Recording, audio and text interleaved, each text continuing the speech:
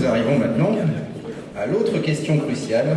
Combien faut-il de nains pour creuser en 2 jours un tunnel de 28 mètres dans du granit? Il s'appelle aussi gestion du personnel minier en zone de creusement intensif. Vous savez combien nous autres... De petite taille, minier de petite taille. Oui, nous aimons le langage administratif, beaucoup. Alors, donc, le sujet. Le granit. Voilà.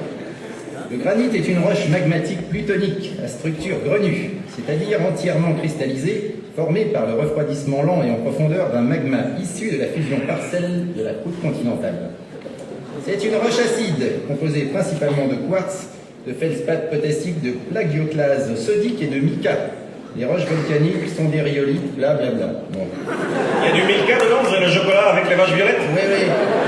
Vous avez dit que la marmotte, elle est dans le papier d'aluminium. Vous avez tous compris que c'était une roche dure. Donc c'est pas si facile que ça de creuser dedans. Les nains.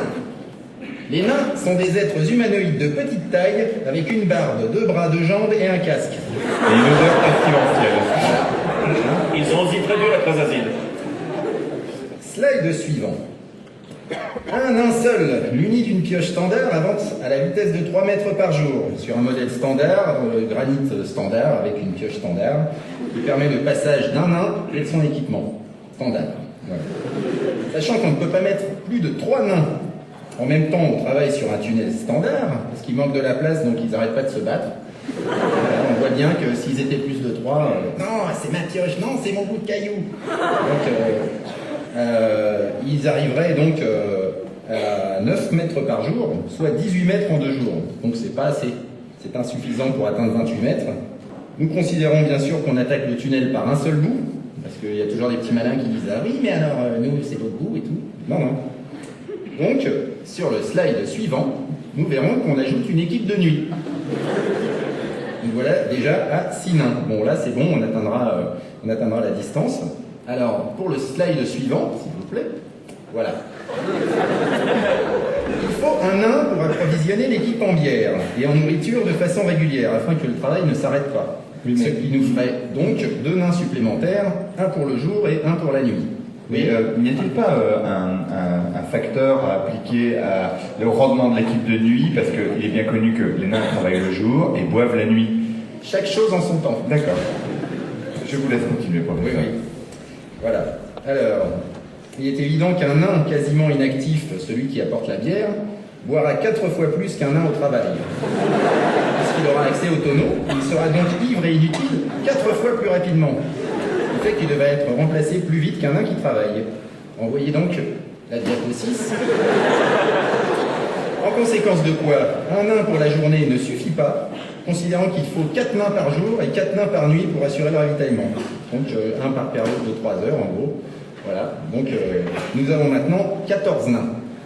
Professeur, peut-on tenir compte du fait qu'au bout d'un certain temps, le nain ivre-mort est laissé dans un coin dégrise? À ce moment-là, on peut peut-être le réintégrer dans l'équation. Non, mais non. En fait, parce qu'il va se battre avec les autres et tout, qui diront que c'est leur tour. Alors, ça va devenir compliqué. Vous allez voir, déjà, c'est largement assez compliqué. Alors, la diapo suivante, s'il vous plaît. Les nains de nuit auront besoin d'un cordon de sécurité pour les empêcher de rejoindre la plus proche taverne au lieu de travailler.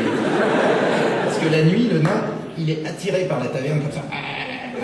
Même si on lui apporte de la bière, il va dire « Ouais, mais moi, non, en fait, je vais à la taverne. » Donc, on lui met un cordon de sécurité, donc 3 vigiles pour garder les nains de nuit.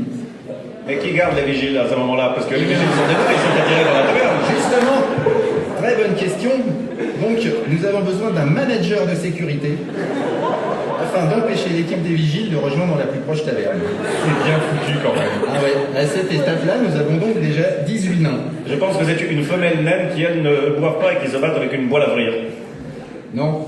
Autre question? Alors, nous devons considérer l'usure des pioches. Une pioche standard, en contact avec le granit standard, doit être régulièrement affûtée et réparée. Nous avons donc ici un tourneur de manche, en bas, et un forgeron nain, donc un pour chaque équipe, donc le jour et la nuit, ce qui nous fait 4 nains supplémentaires. Et slide suivant, s'il vous plaît. Alors, un autre facteur entre en jeu, les nains refusent de boire de la bière dans des shops sales. Alors, c'est pour eux une grave entorse à l'hygiène. Alors, c'est un peu bizarre. C'est la seule entorse à l'hygiène d'ailleurs. Ouais, oui, c'est un peu bizarre de la part de gens qui prennent un bain par an, mais c'est comme ça. La bière, c'est dans des shops propres. Donc, nous avons besoin d'un plongeur par équipe, soit 2 nains supplémentaires. Mais rappelons que les nains ont un sens de l'hygiène assez développé, puisque quand ils font la cuisine, ils se lavent toujours les mains après avoir manipulé les aliments. Ah oui, je m'en rappelle de ça. Voilà, envoyez donc la prochaine diapositive. Alors, tout se complique. Maintenant que nous avons ajouté des nains, il est clair que l'équipe des vigiles de nuit doit être doublée, afin d'équilibrer les forces pour empêcher tout le monde d'aller à la taverne.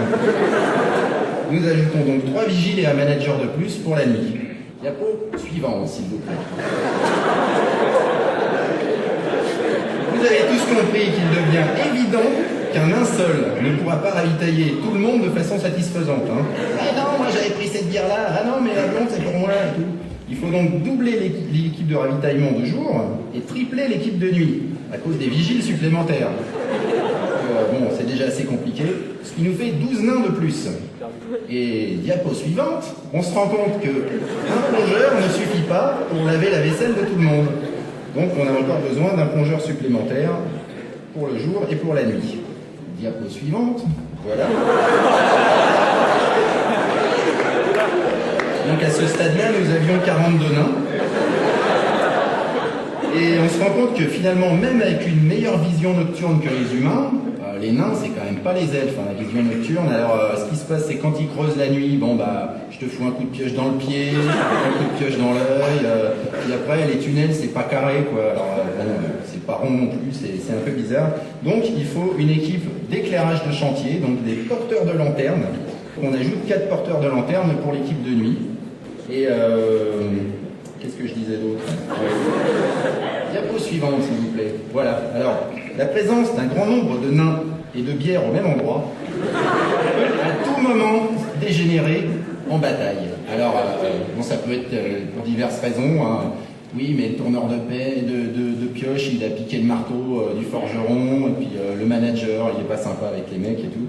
Donc, nous avons besoin d'un guérisseur nain par équipe, un pour le jour et un pour la nuit, soit 2 nains supplémentaires. Conclusion. Pour creuser un tunnel de 28 mètres en 2 jours dans du granit, il faut 48 nains. Voilà. Vous en savez assez.